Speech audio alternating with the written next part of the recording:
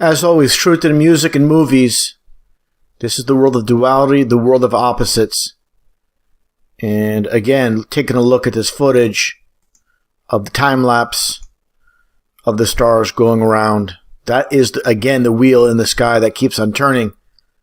Now, how is this possible with the heliocentric model, with the supposed sun moving at 500,000 miles an hour through space, while all the other so-called planets, including Earth, of course,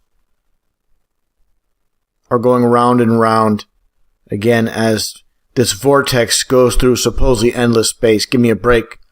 Now, talking about this Earth we live in, forget the northern hemisphere, forget the southern hemisphere.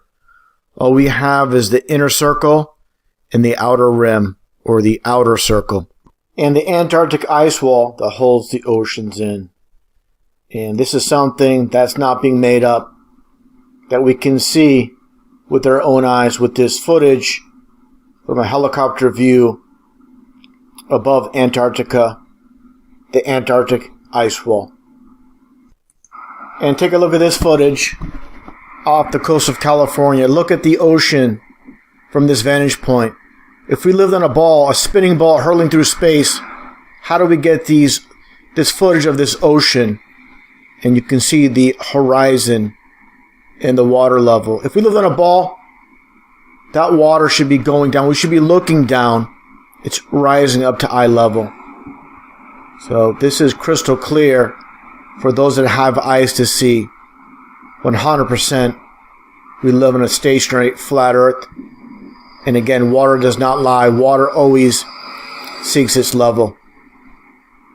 And again, you can forget the ridiculous notion of the northern, western, southern, eastern hemispheres. All nonsense. And of course, in the school textbooks, when you look at the ridiculous ball earth, and they show obviously the inner core, supposed inner core, how would they know what it consists of when the largest drill only basically went down 7.6 miles? So how would they know this? And again, of course, just a cartoon drawing, a fake phony ball earth, showing the supposed inner core. And again, people that believe this, they'll believe anything, because they have been blinded by science. Now, before getting back to the star trails, what this video is all about, just take a look here at the ridiculous notion that these huge ships, this one being dry docked for repair, for maintenance, can cling on to the side of a baller, travel up around the sides, go to the bottom of Antarctica that supposedly is on the bottom of the world we live on. Completely ridiculous. And again, just take a look at the size of these people compared to this ship.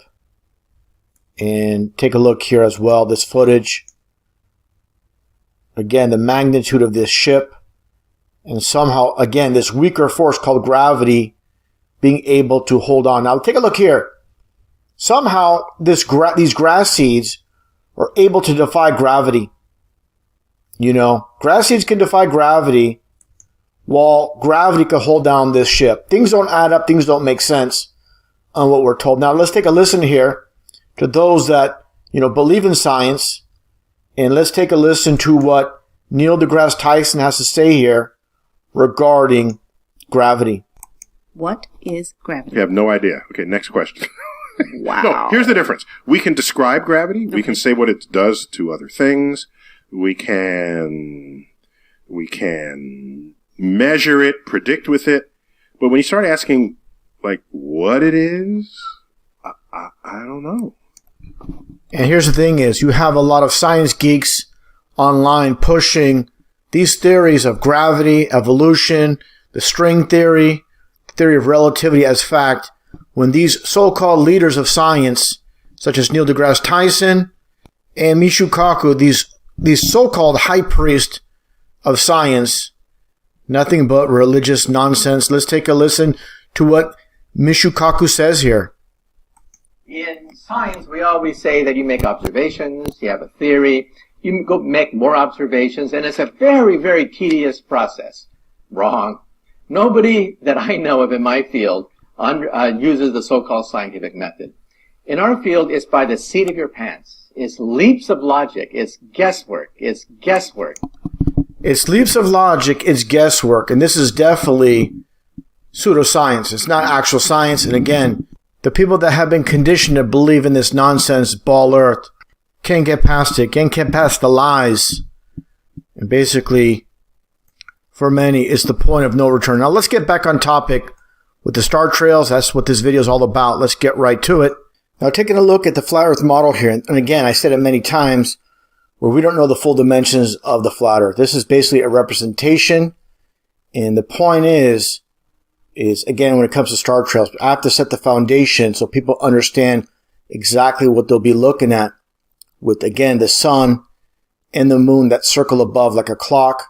When you look at the moon from the inner circle, like I said earlier, the inner circle, not the northern hemisphere, say, for example, from China or Russia, when you look at the moon, you're going to see its face on one side here. You see here that how the northern hemisphere moon looks like. Of course, we only see one face of the moon, and here's the southern. So it's very, again, easy to understand why we see the moon from different aspects of the inner circle and the outer circle, and why they appear as they do. And of course, we see the sun and the moon in the sky often as the sun circles above. Say, for example, you're in California, and say it's about 2 o'clock, 3 o'clock. On many occasions, you'll see the sun and the moon in the sky at the same time, with obviously both of them above the horizon at the same time. What is the other side of the so-called ball earth getting as far as moonlight or sunlight during these periods of time? Can happen. Now, regarding star trails, once again, so when you're looking from, again, the inner circle, you're looking as the sun and the moon circle above the flat earth, you're looking towards the south. Now, when you're on the so-called southern hemisphere, which is the outer circle or the outer rim, you're looking from this perspective. Let's actually use Australia again with this example. So once again, you're looking at this face. You're looking at this face of the moon. And of course, as it circles clockwise, it always circles, of course, clockwise. You're going to see it from the perspective from Australia going left. So it's making the circle here. And again, the inner circle, you're seeing it go to the right. That's simple, just like a racetrack. Now let's take a look at some actual time-lapse footage. So you'll see how it all makes sense. And this will completely debunk the so-called southern pole. Now let's take a look at this footage of time-lapse star trails from Coonabarabran, Australia. You'll see these star trails move in a completely different direction from the southern hemisphere. It's all about angle. It's all about perspective, where you're standing, where you're looking. This is looking at the west to the setting sky. You see the star trails going clockwise. Now this is looking towards the east. Again, same. It's going clockwise. This is looking north at the seasonal constellations. Now you see the star trail going counterclockwise from Australia. As we all seen, obviously star trails in the so-called southern hemisphere once again travel both clockwise and counterclockwise. So it has absolutely nothing to do with supposedly living on a bogus globe. Now here's a major issue, again, with the outer rim or outer circle. As you can see here with this flat earth model, this flat earth map. Basically, again, this is just a general representation. But the point being is when it comes to the inner circle within the so-called equator, we can all see Polaris, the North Star, stationary above the North Pole from every aspect of the inner circle. Now, here's the major issue, and it is the Southern Cross. It cannot be viewed simultaneously from the outer circle. Can't happen. Doesn't happen because we don't live in a ball. Now with sunsets, looking from the outer circle to the north, and from the north, from the inner circle looking south. Again, from this aspect, looking south from the northern circle, you're going to see the sun go towards the right, and of course, from Australia, go towards the left. Let's get right to it. Now with this footage of the sun setting in Australia, and again, the sun is obviously moving towards the left. It's making that tight circle within.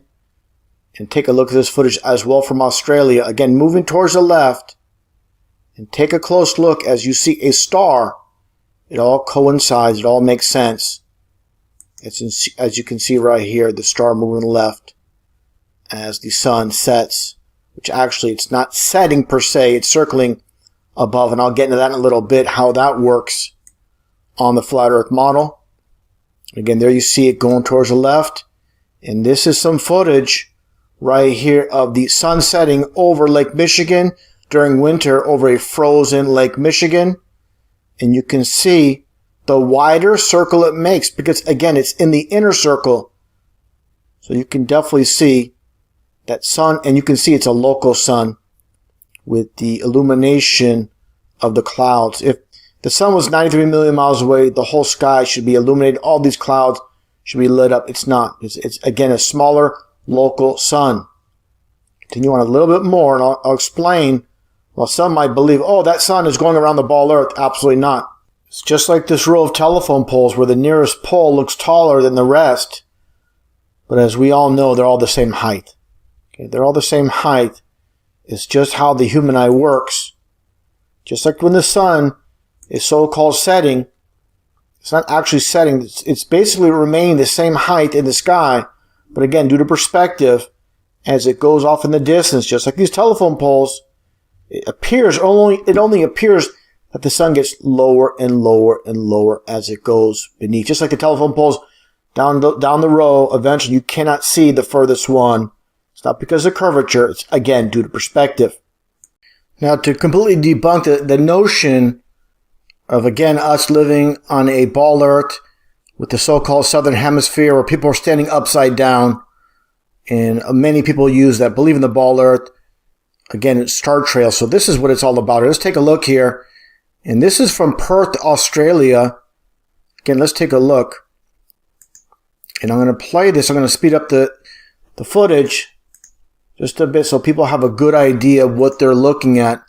And this is facing north. And again, here's the moon, the sun, and they're moving towards left, of course.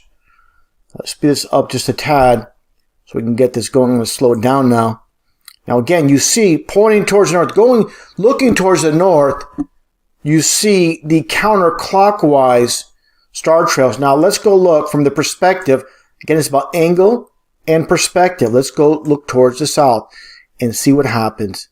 Now it's moving clockwise. Okay? Again, it's about angle and perspective.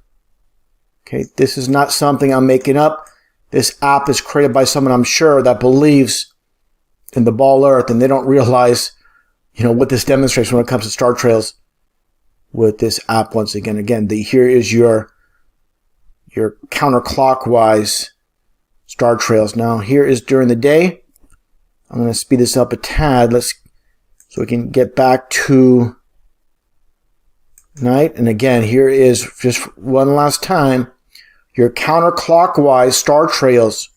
So again, this proves without a shadow of a doubt, these star trails from the Australian perspective in Perth, you look at them move now clockwise, has nothing to do with looking at the sky from underneath a ball. So again, 100% debunks the so-called ball Earth with this presentation once again.